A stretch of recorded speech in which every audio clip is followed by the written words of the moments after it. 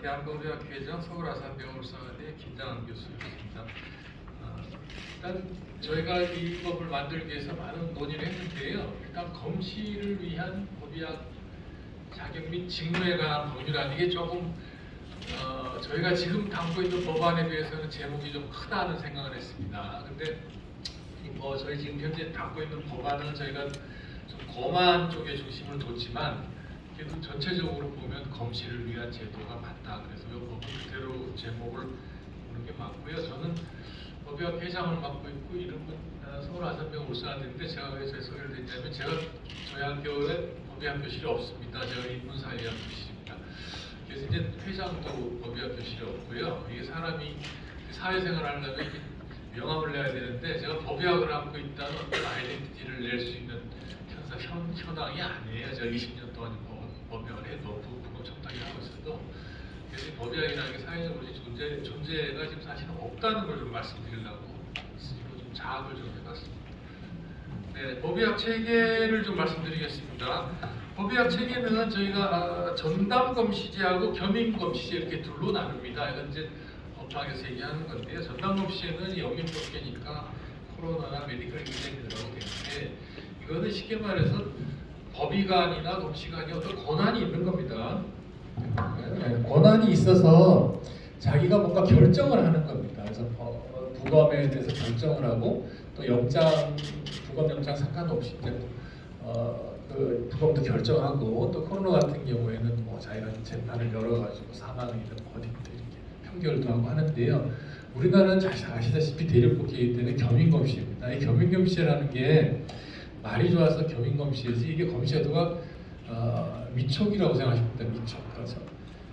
전담은 이 사람은 전담을 맡긴 건데 겸임은 누군가 다른 일을 하는 사람을 불러서 위촉을 하는 거지 않습니까? 그러니까 겸임은 대학 교수들을 되게 불러서 한다는 얘기예요. 그러니까 국가는 검시에 관한 제도가 사실은 없는 거죠. 그 제도가 대륙법계 제도입니다. 대륙법계 제도. 우리나라는 대륙법계 제도입니다. 근데 이제 이것 때문에 이제 과거부터 이제 문제가 됐던 게 우리도 전담 검시제로 가자 이렇게 하는데 물론 그렇게 하면 좋겠지만 문제는 이제 그 법체계가 하나로 바꿀 수 있는 문제가 아니기 때문에 20년 동안 이게 사실은 공전이 됐던 가장 큰 이유입니다. 그래서 저희가 이 법을 만들면서 이번에 제안하면서 어떻게 하면 이 부분을 좀 논쟁의 여지를 피해갈 수 있을까, 현실적으로 무엇이 맞을까 고민을 했습니다.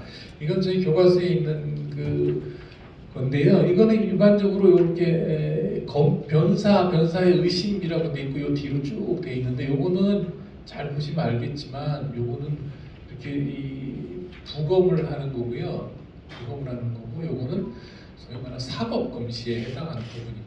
근데 우리가 지금 문제가 되고 있는 것은 우리 사회가 발전하면서 난 문제기도 하지만 이 사법부검의 영역에서는 큰 문제가 발생하지 않습니다. 어떻게 보면 여기 넘어가고 있는 편인데 그 전 단계에서 문제가 생기는 겁니다. 이게 이제 제가 하나 통계청을 가져왔는데요. 통계인데 이게 한 30년 정도 지나면요. 이게 어떤 상황이 벌어지냐면 우리가 지금 70만 정도 죽게 됩니다. 우리가 20만 명 정도 남게 태어나고 70만이 죽으면요, 이게 사망을 어떻게 처리하냐 큰 사회적인 문제입니다. 시스템적으로 70만 명을 사망 처리한다는 게 보통 일이 아닙니다. 이게 검시제도가 제일 역사적으로 우리나라나 일본에서도 문제가 됐던 게 6.25 때나 해방 전후거든요. 그때 많은 사람이 죽으면서 도대체 이걸 어떻게 처리해야 되나? 이것 때문에 인후 보증도 나오고 이렇게 되는데 지금 뭔가 이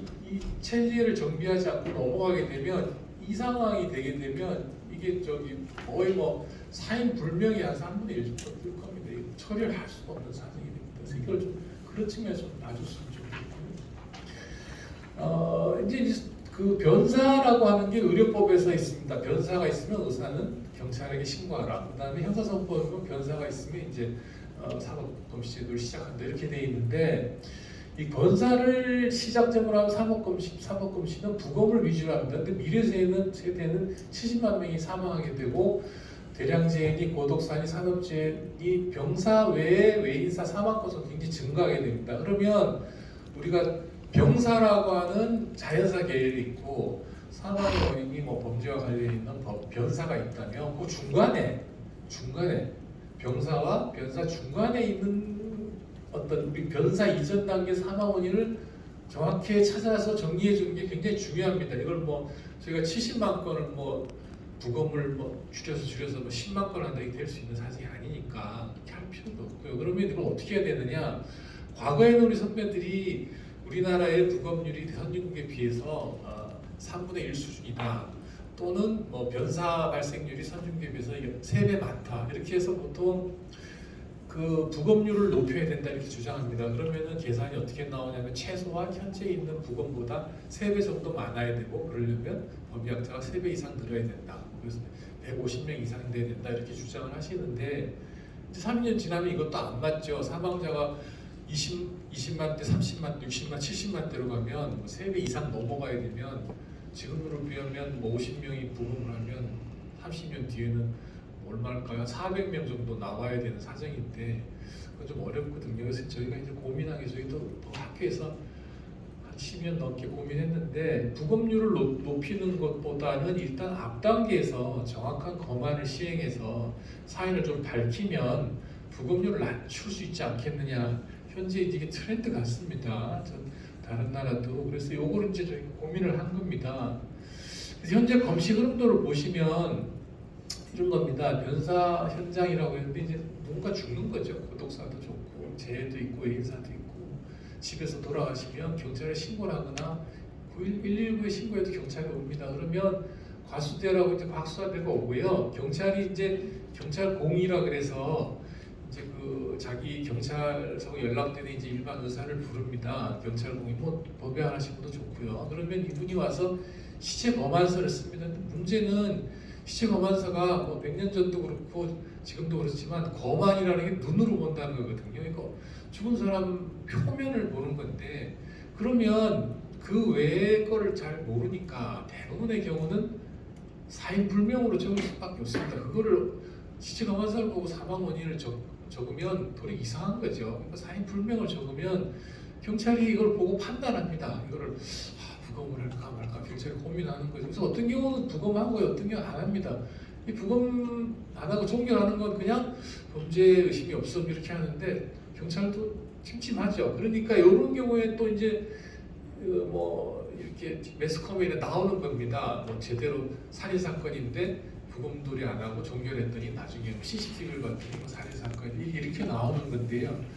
그러니까 이것 때문에 이제 요번에 제한된 법률 체계는 이런 겁니다. 현장에나 법의관이 가서 경찰이 하겠다. 이게 이제 제한된 법률안의 원래 모습인데 이러면 이건 전담검시제의 모습이거든요. 그러면 법의관이 중간에서 뭘 일을 해야 되는데 겸임검시제에서는 이렇게 할 수가 없습니다. 이게 우리나라에서 위촉을 받는 법의관이 무슨 경찰 앞에 나와가지고 조사를 해가지고 배분을 합니다. 이건 안 맞는 거예요. 그래서 겸임검시제라는 걸 바꾸지 않는 이상 이건 안 되고 겸임검시제에서 최선은 코업입니다. 경찰하고 법의관이 현장에서 코업을 하는 건데 문제는 이 법의관이라고 하는 사람은 어떻게 이제 정의할 거냐 하는 겁니다.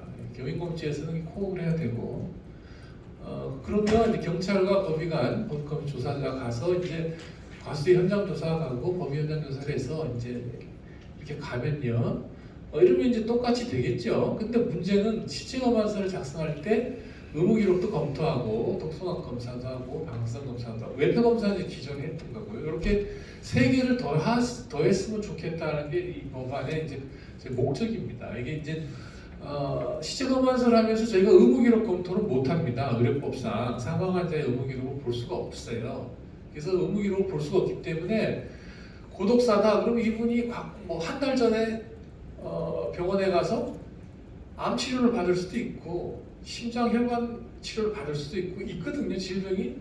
근데 그거를 못 봐요. 못 보니까 다 사인 불명으로 하는 거예요. 그래서 사망자의 의무 기록만 봐도 상당 부분 사망 원인을 적을 수 있고요. 그 다음에 저희가 제일 중요한 것 중에 하나가 독성학 검사. 동물을 누가 먹였나. 안 나오면 또 제외할 수 있고 방사성 검사는 찾을 수 있죠. 뭐 뇌출혈이 있는지, 복부출혈이 있는지, 골절이 있는지, 뭐 심낭 혈액이 있는지 여러 가지 암이 있는지도 볼 수 있습니다. 그러면 시체 검안서 작성을 하면 기존의 뇌표만 보고 하던 시체 검안서에 비해서 사인 불명률이 떨어질 거라는 거죠. 그러면 우리가 사인을 병사나 외인사 정확히 적게 되면 부검으로 갈 수 있는 이 종교를 가도 상관없습니다. 요걸로 가는 것 자체가 줄어들기 때문에 저희 생각은 뭐 3분의 2 이상 줄일 수 있다고 생각하는데 그러면 이게 돌아갈 거다. 문제는 이 법의관이라는 사람, 이 사람을 어떻게 할 거냐 하는 문제인데요. 고민한 부분은 말씀드리면 단 그 전담검시제를 받아들이지 않을 거라면 겸임검시제를 우리가 전제를 해야 됩니다. 이것 때문에 결국 그 검찰이나 경찰 수사권 논쟁 하에서 저희가 문제가 됐기 때문에 해결이 안 된 거고요. 사실은 검찰과 경찰의 수사권 논쟁하고 저희하고는 아무 관계가 없습니다. 사실은 겸임검시이기 때문에 경찰하고 협조를 해도 되고 검찰이 영장을 청구해도 됩니다. 지금 이 제도에서 검안을 활성화하자라고 하면 저희가 문제가 있으면 기존 방식대로 사인 불명이니까 경찰에 넘기면 그만입니다. 사인을 좀 더 밝히는데 주안점을 주고 사인 불명 넘기면 경찰이 뭐 종결을 하든 검찰에 얘기해서 영장을 받든 거는 저희 일이 아닌 거죠 사실. 겸임검시제 하에서 저희한테 그 일을 맡길 필요가 없는 거예요. 저희는 지금 이 롤을 좀 축소했습니다. 축소해서 그래서 원래 법은 검시위원회나 검시연구원을 만들고 그걸 어디 산하에 두냐도 논의했는데 저희가 필요 없다 그랬습니다. 이거는 저희 검시제도의 핵심 아니다. 그 다음에 일단 현행 제도화에서 운영하는 것을 저희는 원한다. 그래서 그러면 뭘 원하냐?